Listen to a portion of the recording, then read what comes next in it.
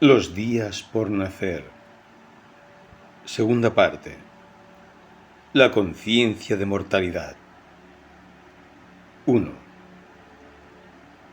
Cuando nos acercamos al límite, comenzamos a comprender la dimensión real de la existencia. Ante la incertidumbre de la nada, el tronco firme de un árbol cualquiera en las calles de la ciudad, sus raíces como arterias sufrientes que se contorsionan intentando escapar de su prisión de piedra. Aquel simple estado de ser, en una desmesura que tanto desesperara al héroe de la náusea. Por el contrario, de aquel desorden invasivo que experimentara, esa desbordante e informe masa sin sentido se nos vuelve un mástil en el que nos guarecemos ante la pendiente que se avecina. El árbol firme, mortal también, pero eterno ante nosotros, es una certeza visual y táctil de la vida, de la entereza indiscutible de la vida. Es por ello que tal vez, ante la inminencia del fin, en las últimas visiones del suicida, poco antes del coma, aparece él con su calma y su certidumbre.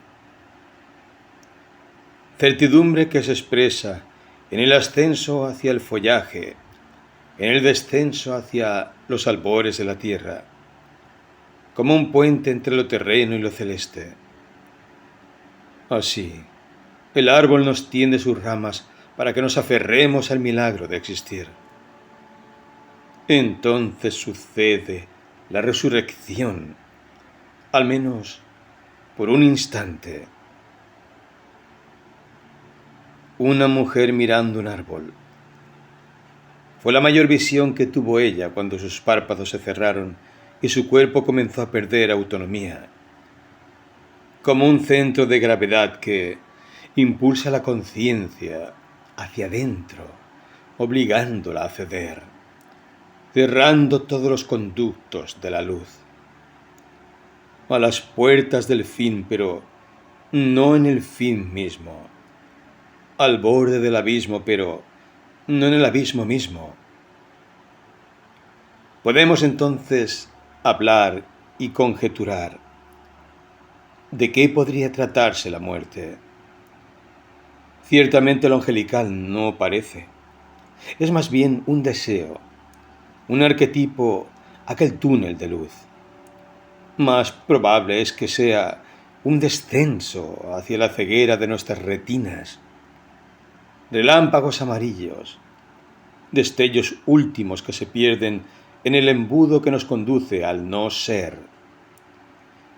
Difícil generalizar en este punto, pero mi personaje, es decir, esa criatura que me ha tramado para que la aloje en mi regazo, solo puede decir lo que ha vivido, o lo que casi ha muerto, llegando al límite, en aquel fin de vida más fisiológico que simbólico.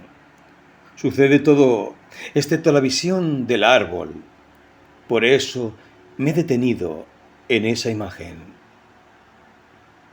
Una mujer mirando un árbol es la mayor expresión del amor que pudo expresar ante la muerte en su personal simbología.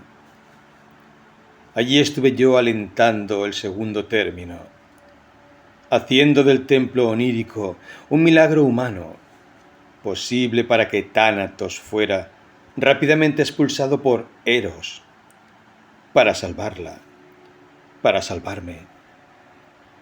Entonces comenzaron los días por nacer.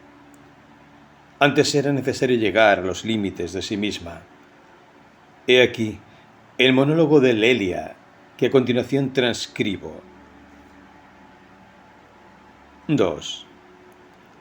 Ansias de morir o parodia de una muerte anunciada. Monólogo en un acto. Escrito por Lelia R. el 25 de septiembre del año 2001. Bueno, tenía que verla por última vez. La vida se detuvo en ese punto cuando la copa de agua quedó a medio beber. El día había ascendido al estado indeciso. Se había instalado allí en la blancura fluorescente de una orfandad del tiempo. Pensé. ¿Quién me dice qué debo hacer ahora que estoy sentada ante la mesa con la copa a medio beber? Cuando el día se apiade de mí, habrá arcoíris en las puertas de las ventanas. Seré una niña de verdad. Y yo puedo verla acurrucada grotescamente, como en posición fetal. No ver el mundo. No quiero sentir más que mi respiración, pidiéndole desesperadamente al corazón que no se canse como yo, que he visto más de lo que me estaba permitido y he atravesado varias veces mi propia locura hacia algún sitio que me dijeron. Ella apoya nuevamente la mano con laxitud en su cuerpo y sin embargo sabe que la imagen es la de un cuerpo rígido en la cruz, de mí misma, de su otro ángel. ¿Puedes decirme? Le preguntó el hombre, que se desvanece bajo la cítara. Dime, ¿cómo el arte ha superado la vida? ¿Cómo la música ya no te embarga las fibras azules? La mujer lo vio azul, descascarándose en la pared. Deseaba salir, romper el velo de dolor sin más. Pero la suerte estaba echada. Tenía la copa a medio beber y a medida que la contemplaba, se iban reafirmando en ella esas viejas ansias de morir. Miré en silencio. De muerte propia miré. Tendrás mi espacio. Tiene que ocurrir algo, pensé. Deberé ir a verla, pero no es hora. Sus ángeles se acuestan hacia las 10 de la mañana y solo vuelven a respirar hacia la medianoche. Los días que tomamos decisiones absurdas, es decir, definitivas, el mundo se hace a un lado para no perturbarnos, de modo que nadie llamará y tendré tiempo para saber que yo he puesto un coto a toda la variedad de sufrimientos que me espera y que la raza humana tiene la aventura de engendrar, aumentar y contabilizar. Mi sueño, cuando escribía, era lograr la voz del silencio. He enmudecido. Desgraciada gloria. Una ironía de nuestra ternura es esa adhesión a lo que nos conmueve. El angelito petrificado se ríe a hurtadillas de nuestro afán por protegerlo. La infancia es cruel porque es bella. La inocencia es cruel porque no sabe e intuye. Es el triste peregrino de sí mismo, el que va por las edades suponiendo que volverá a juntar su identidad en un nido de correspondencias. No hay correspondencias, dije, mientras su cuerpo, casi en estado catatónico, seguía sentado frente a la copa de agua y la cajita rebosante de pastillas. En la cúspide del insomnio te dejas caer. Oh, mira cómo me contemplo, rezando a los fetiches de la humanidad. Desde el maná hasta nuestros santos patronos de la diáspora judeocristiana. Dime, ¿por qué debo yo hablar en mi yo primero del singular, que ya no conjugo, es decir, no habito en la vida diaria? ¿Cómo puedo yo decir que estoy en la existencia y que sufro respetablemente? ¿Sabéis qué significa la conciencia? Es un estado que inventó el sadismo de la evolución de las especies para que algunos habitemos el infierno hasta nuestra última conjugación. Y yo quiero conjugarme por última vez. Se levanta movida por una ajena vitalidad. Yo viví. Yo no viviré. Yo muero. Deber morir. Es dado que muera cuando el día toque la varita del hada. Un hada del crepúsculo. ¿La conocen? Yo tampoco. Es glorioso no conocer lo que se imagina. Esa línea de ignorancia es todo lo que tenemos para conjugar el otro verbo. Ese que nos dice que yo, tú y ella ensueñan. Eso dijo, y volvió a sentarse, la espalda en paréntesis como una anciana. Casi meditaba su vida. Dijo y dije. Pero hace más de 15 años que le escribo a mi sombra. Ahora ya no hay más una tercera persona del singular, ni una primera, mucho menos. Jamás hubo una primera persona del plural. He llorado por ese plural. Nosotros, los héroes. Nosotros, los mártires. Allons enfants de la patrie. Escritura fonética para los que no escriben francés. Arriba los pobres del mundo. Nosotros que nos queremos tanto. Y vivamos y seamos y abracemos en la planicie de nuestra comulgada comuna, sin dogmas. Perfecta locura es la primera persona del plural. ¿Un poco de agua? ¿Quién quiere agua para que no derroche sobre el mantel tan blanco esta cópula que he de hacer con Madame Lamothe? Tengo aún el sufrimiento. Puntos suspensivos. ¡Qué idiotez! Atenerse a las reglas, las ortográficas y las otras. ¿Acaso la organización de la lengua y de las razas nos ha hecho más felices? ¿Desde qué verdad venimos a argumentar un cosmos de naturaleza inevitable? Alguien puede ser feliz cuando se desnuda, en posición de criatura, contemplando cómo su vida anochece, se apabulla y muere. ¿Puede decir que es feliz? No habrá otra respuesta. Era un cántaro cargado de interrogaciones, como preñado de claves de sol, la idea de la música. Pero olvidé ese ensueño. He perdido a mi capullo y no he tenido la fortuna de liberar la locura. Ella dijo, y lloró, solo un poquito, como aquellos que reconocen la inutilidad de llorar.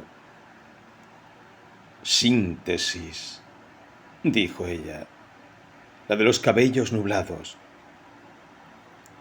Busquemos la síntesis. He puesto una prórroga a esta confesión. He vestido a mis criaturas dándoles un carácter aceptable. Se han llamado como corresponde. Me han preguntado por mi profesión y he tenido la urgencia grosera de responder. Soy escritora. Dádivas que nos dan los peregrinos del tiempo. Dulces abrigos que usamos para que no vean cómo solo sangramos a partir de aquel primer estampido. Este alarde de vivir, de organizar y dar sentido. Ellos dirán que clamo por una desesperación que es solo un desajuste de mis enzimas cerebrales o mis conjeturales yin-yang, o mi fábula de almas compartidas en dioses mal reclutados. Pero nada de eso. Estoy en el estado de lo que ya no puede nominarse. He dejado de creer hasta en el escepticismo. Acurruca tu alma en aquella que se silencia y verás que te acuna. Si te sales de la vida tal y como te lo imponen, comprenderás la sabiduría del que mira eternamente y nada dice. Aquel que se emociona ha dicho el universo. No hay más sentido para la generación del ángel. Las últimas palabras. ¿Las hay? Ella las dijo mientras su vista fija en la cajita rebosante de pastillas la miraba en un desenfocado núcleo de plata, como la melancolía en aquellas cenas de la infancia, cuando nada tenía que aportar al mundo impecable de los grandes. El borde del plato fijo, a sus ojos, se agrandaba en un rayo somnoliento. Soy del tamaño de lo que veo, dijera tal vez Pessoa. Soy la línea de fuego entre la nada y la nada, dijera tal vez yo, redimida la tercera persona del plural. ¿Cómo hacer el acto supremo? ¿Cómo lo han hecho otros? No ver más un árbol. Los pájaros de la primavera lastiman en un trino cuyo sadismo consiste en cuán ileso ha resultado este ritual a lo largo de los siglos, donde ellos, nosotros y yo, hemos sangrado y padecido el oscuro cóncavo del mutismo primaveral. Y cuando aullaban los lobos y las ninfas se ocultaban detrás de sus centauros, porque nadie debía descubrir esta osadía de haber gestado el pagano Edén de los 60. Pero gusta el realismo, hacerse un marco de exquisito escenario, aun para aquello que nadie mirará. Es la conjetura de que hay un espacio a nuestra imagen y semejanza. Paredes de empapelado amarillento con motivos de flores, el techo lloviendo su reboque empastado de innumerables arreglos, los muebles de algarrobo, la biblioteca caótica con libros en doble fila, uniendo Proust junto al Diccionario Mitológico Universal, Virginia Woolf respirando dificultosamente los almidonados versos de Almafuerte, un gato egipcio, dos Cristos, innumerables florecillas de papel hechas por Karen, puestas en el invernadero de su gatito de Cuerina. Ángulos, 4 exactamente como habría de ser. Ella agobiada, aún piensa en la mítica absurda de su vida, y que si pasara el límite, si llegara a la psicosis bien entendida, el sufrimiento tendría sus personajes. Ya no debería ser ella, tercera, segunda y primera persona del singular, con la indefinición de acariciar su inexacta piel. Habría otros, alucinaciones o bien metáforas, extrañas citas en un rincón de la pared, con puertas misteriosas en la buhardilla, y ella podría ir a verla. ¿Antes o después de las pastillas?, se preguntó. La muerte no tiene resonancia. Era esa una palabra apropiada. La muerte no tiene personajes.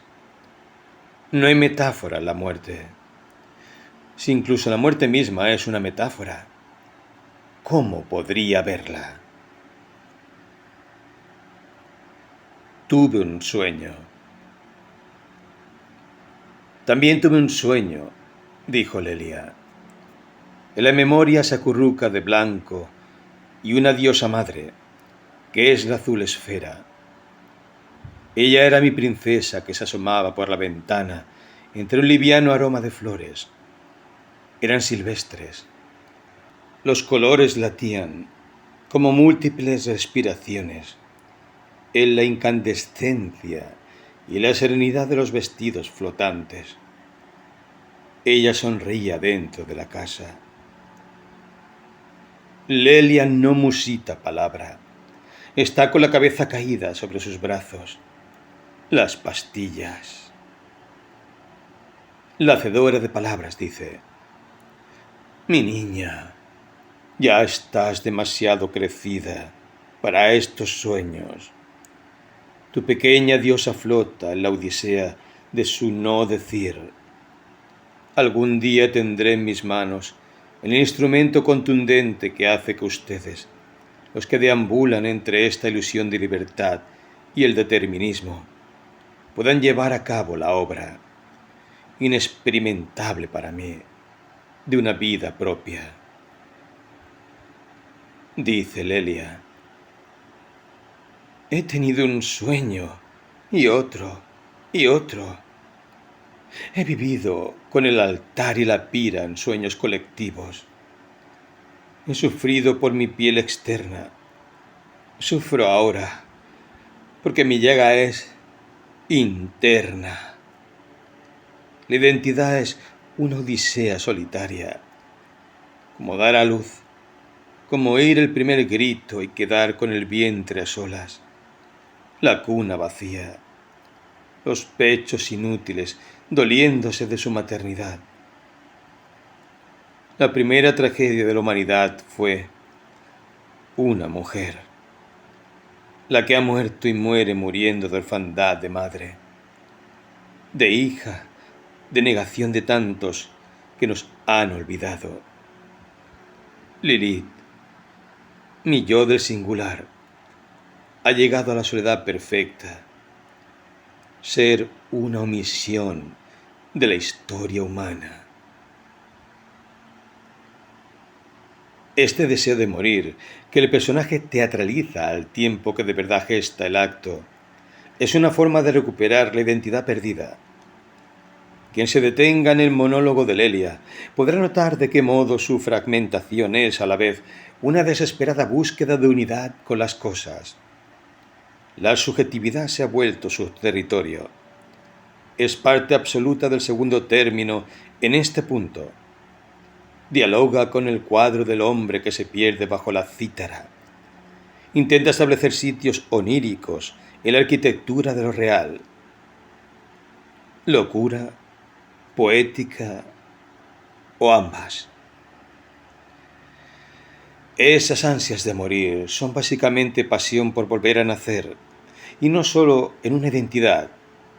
Es la intensa desesperación del poeta por resignificar el mundo, de tal forma que sea habitable, tolerable de alguna manera.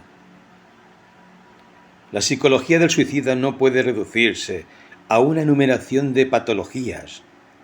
Incluso es difícil aseverar que exista una psicología del suicida en tanto tal. En todo caso, hay un estado que acontece en determinado punto de la vida a todos. Desde un esbozo casi inaudible para la conciencia hasta la clara certidumbre de que, como decía la señora Dalloway de Virginia Woolf, es posible morir. En última instancia, la humanidad se suicida cotidianamente. Lo grave es que no lo sabe. Es un constante estado sin evolución, en el que la vida se deconstruye en ídolos de barro, ídolos que alientan la histeria colectiva de supuestos objetivos absolutamente indiscutibles, como lo es, por ejemplo, la evolución del hombre hacia su infinita quimera teotecnológica, en vías de la superación de sí, es decir, la superación de su condición humana, puesto que ya no se entiende de qué se trata esta, llegado al punto de la hiperinformación publicitaria que busca denodadamente competir, como si aquel juego de confrontaciones pudiera librarnos de la evidencia de nuestra próxima muerte. Por el camino de himnos. 1. El barco azul. atravesando la orilla de los restos diurnos, emerge una bondad azul. Al detenerse la criatura que ya no somos, observa y de a poco se configura en barco. Barco azul que cruza en la línea curva al final de la tierra, al inicio del cielo. Es el crepúsculo. Lo ve elevarse. ¿A dónde irá? Es dado que arribe a él. Dice y suelta una voluntad de vuelo. Se eleva blandiendo brazos como alas. Maravilla recurrente de elevarse. Milagro onírico que nos ha dado a todos los mortales la facultad de volar. Algunos moviendo los brazos como alas, otros echándose a correr hasta que el impulso los eleva. Aquellos en una frágil bicicleta de vientos inabordables para la sensibilidad diurna. Así, ambas perseguimos al barco azul que se fuga, a pesar de que, con mi ayuda, ha conseguido elevar su ascenso hasta el inicio de un piso estelar, más allá de lo que podríamos llamar atmósfera. Sin embargo, aún así, él ha ido más lejos. Ahora es un punto muy lejano que se ha puesto a titilar en la cúspide del firmamento, pues el firmamento se ha vuelto templo, y todo templo es dado que tenga una cúpula.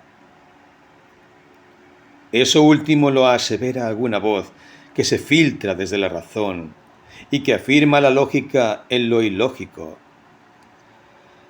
¡Ah!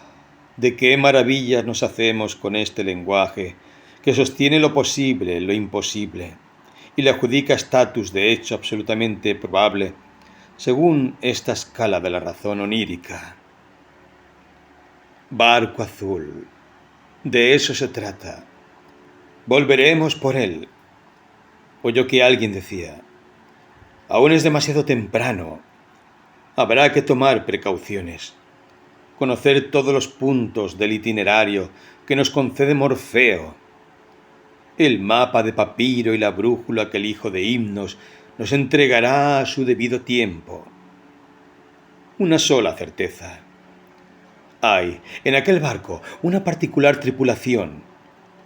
Tal vez estén ellos, los que tanto ha anhelado desde el inicio de su vida. Quizás hayan emigrado y ella, o ambas, podemos hacerlo regresar para poner un poco de magia en esta realidad sin esperanza. Todo esto lo ha pensado, pero ¿quién? No está claro. Tantas son mis almas, decía Juan Cristóbal. También lo repitió años después.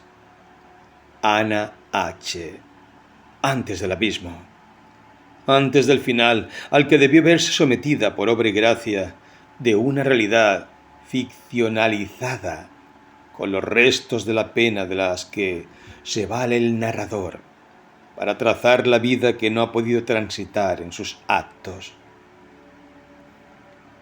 Recuerdo qué había dicho exactamente. Haremos una nueva tierra. ¿Cómo podría habitar sino yo y todas mis almas, yo y todos mis monstruos? Y ella también fue transportada por el camino de Himnos hacia un valle de las alturas, donde un vendedor de globos celestiales le daba la bienvenida a la niña que fue. Y habríamos de encontrarlo nuevamente. Aquella fue la promesa de la remota voz que de modo impersonal hablaba entre las penumbras del sueño.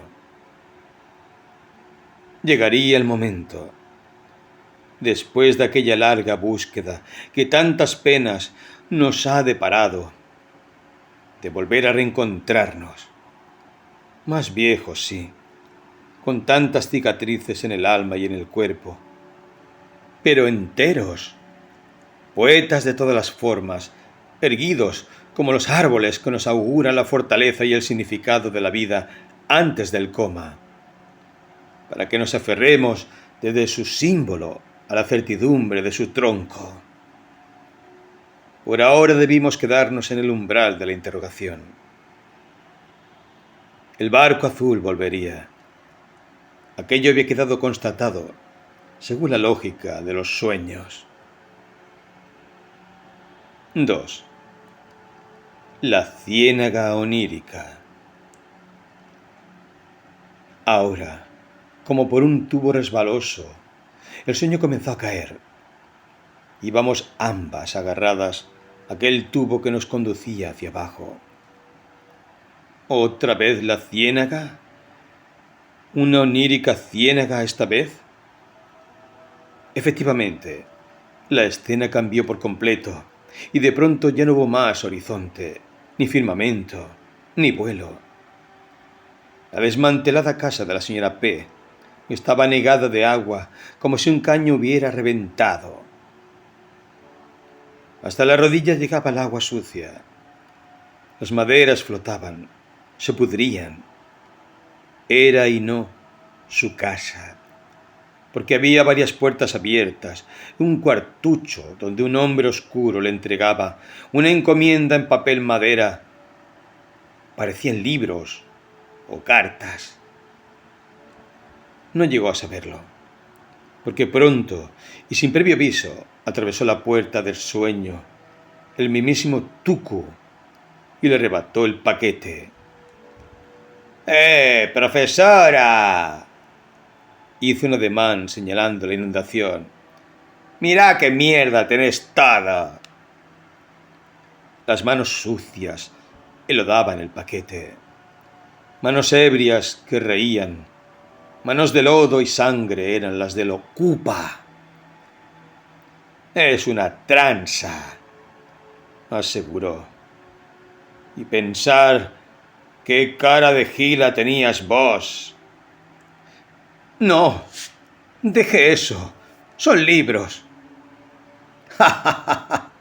Libros, libros. ¡Ea! Al tuco con otro verso. Bien guardaba la frula ahí dentro. Entonces apareció el otro, el joven del puño cortado, que le había roto los cristales y le espetó a menos de 20 centímetros de su rostro. ¡Epa! ¿Qué pasa, amiga? ¿Así que con esas estamos? Y a tu edad. ¡Ja! No te me hagas la inocente, que vos sos una vieja loca. Al mismo tiempo que hablaba, se oía el eco de los vidrios que caían y caían como lluvia filosa y crujiente al infinito sobre su patio. El imputado, según oyó que decía alguna voz con rostro de fiscal, le puso las manos en el cuello. Y así era que terminaba la vieja, le oyó decir. El agua sucia se elevó casi medio metro. Oyó una voz que gritaba. Era la suya. Se había despertado. Algo le apretaba la garganta. Eran sus propias manos que, sin responder a su voluntad, intentaban estrangularla. 3. El legado de los sueños.